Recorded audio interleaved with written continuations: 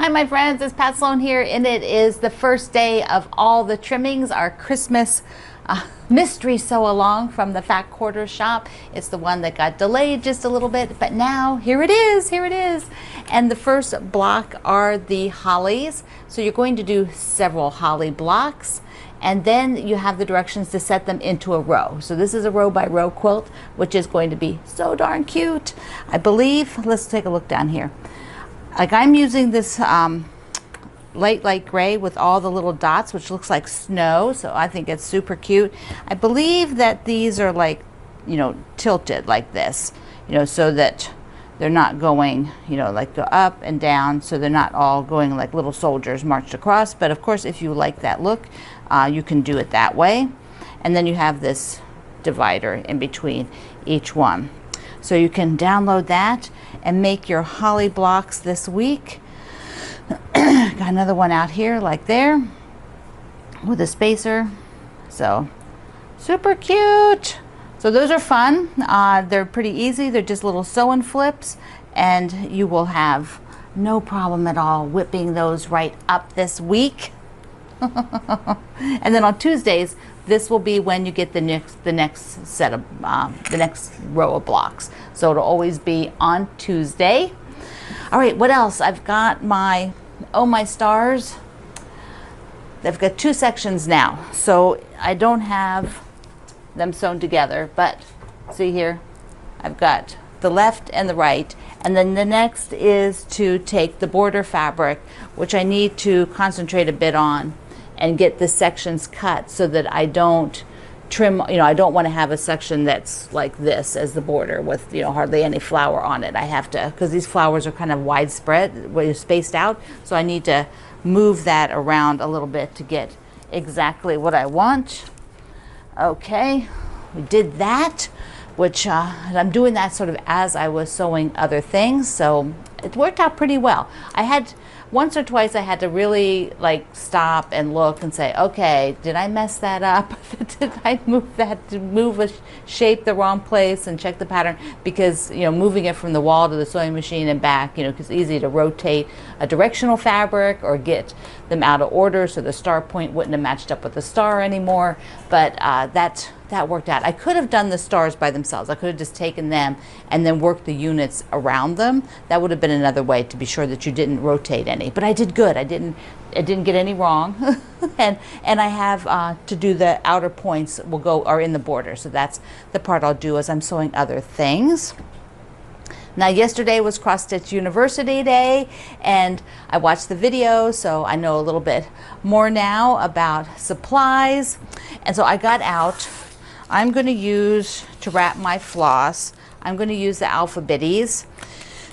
So I got out the floss. Now, if you're using these, do you take the floss off, like out of the skein, and do put it in the hole, or do you just wrap what you're using? I have done both.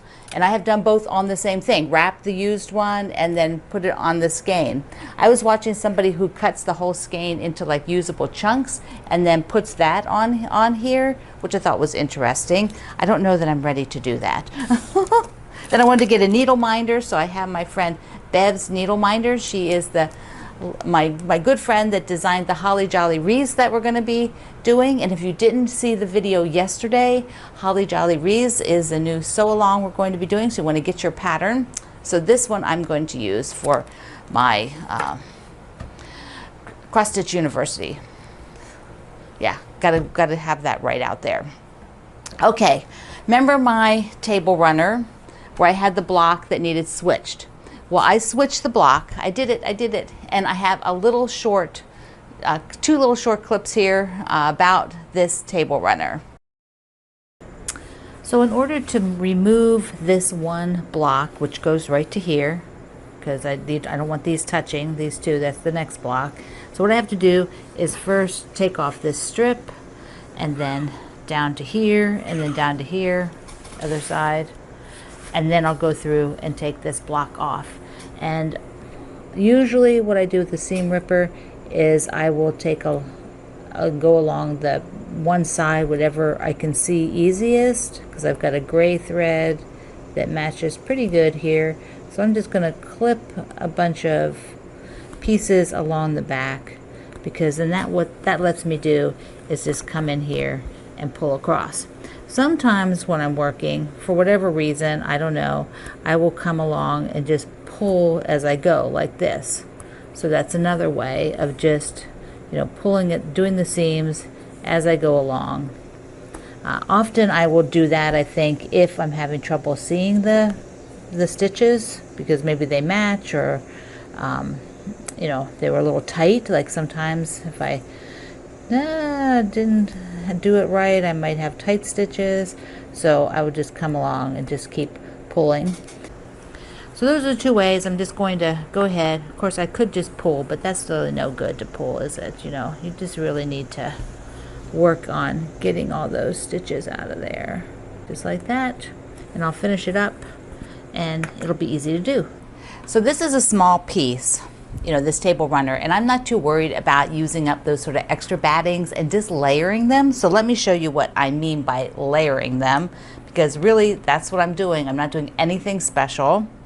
So if you look down here, so what I have is the backing, right? Here's the backing, and then here's two pieces of batting, and one was big, so that's really good, and then I have this smaller piece, and I layered it, and I wasn't skimpy. I layered it over, that's about 2.5 inches, maybe 3 inches. I layered it. Then I put the top down. Now this is all small, so it's easy to handle, easy to maneuver. Then I decided to just put some pins, but what I'm doing is I take my safety pins, I keep them in this canning jar, and I keep them open. You see, I keep them open so I don't have to open them. And there are no little people here who are going to get in the canning jar and get out the pins, so I don't have to worry about that. So I'm using one of these tools, a quick click tool. And what I want to do is be sure that I'm pinning right on this first, so that that's not going to shift, and I will actually quilt that first. So I will pin, you just push. I'll do one this direction. Let me see if I can get a little closer. You're using this to, you put the pin in and up, and then you put it into the ridge. You would just put the shaft of the pin on the ridge, and then you push down to close it. So it's really easy on your fingers, and I will just put a couple other pins. Then I can do the wave stitch without really much trouble, because the wave stitch itself is going to then secure everything.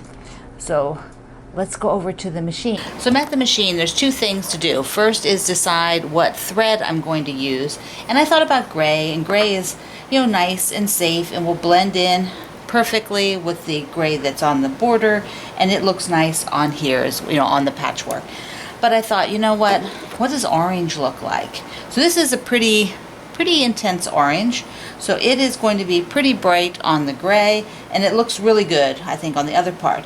But I also had in my machine here, I've got, let me just show you, I've got this sort of light variegated, and I think that's perfect. When I took a strand of it down here, you can see that looks really good, and looks really good here. It just gives a little bit more definition than having having that strong orange, or having the gray. The gray has like no definition. All right, so I'm going to put this on the wave stitch, and if you look up over to the monitor, there we go. I'm on my Solaris on number 2 level stitches, and scroll down, oops, I'm sorry, number 2 level stitches, scroll down, 219 is the wave stitch, or the serpentine stitch. So let's come on over, and I am going to first sew where this seam is, where I overlap. That's kind of the important part. I've already got this set to the stitch length that I like, which is 5 and width and 1.6 length, and that's already set. So I'm going to do the wave and be sure that I'm locking down that fold over right away. I'll take the pins out as I go along, and then after I do this, I will basically be sewing on either side of that, and then going across and just doing this wave stitch from top to bottom on this little table runner. And I bet it takes about 20 minutes, maybe less, to do the whole thing. And then I have gray the gray border fabric for binding.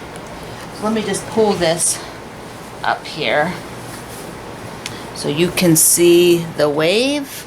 There is the wave stitch in all of its wonderful, easy glory. Whoops, there we go. Sorry. Got the wave stitch going. You can see it out there. So I was going to do the whole thing with this.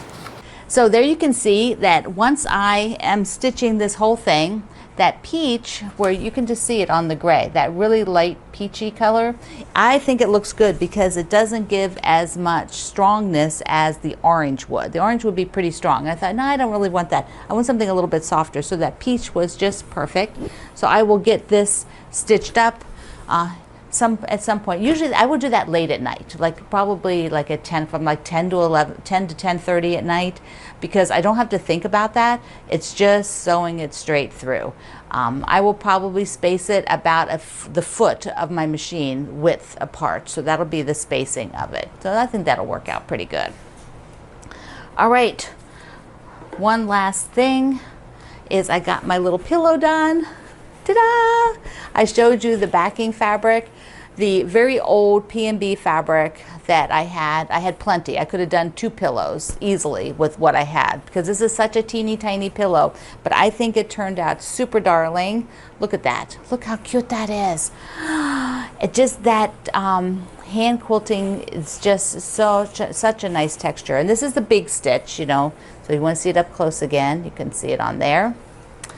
And I have some crumb blocks I didn't show you. These were from, you know, the piles. I'm trying to just not let them get out of hand. So there's one. Did one with some just rows, and then a solid, you know, unpieced pieces in between, and then sort of another one like that.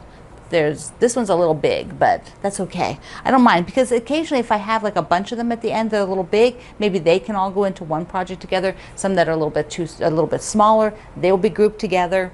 I might just group them by color. I don't know, but as I'm building them. So, you know, what I have the other day when I counted, it was like 60 of them. So there's another 3. Ah, so many scraps.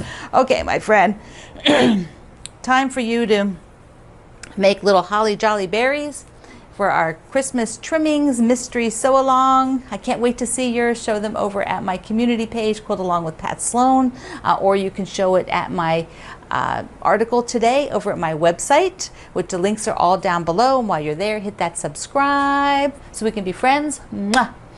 Okay, have a great day. I love you. See you online. Mwah.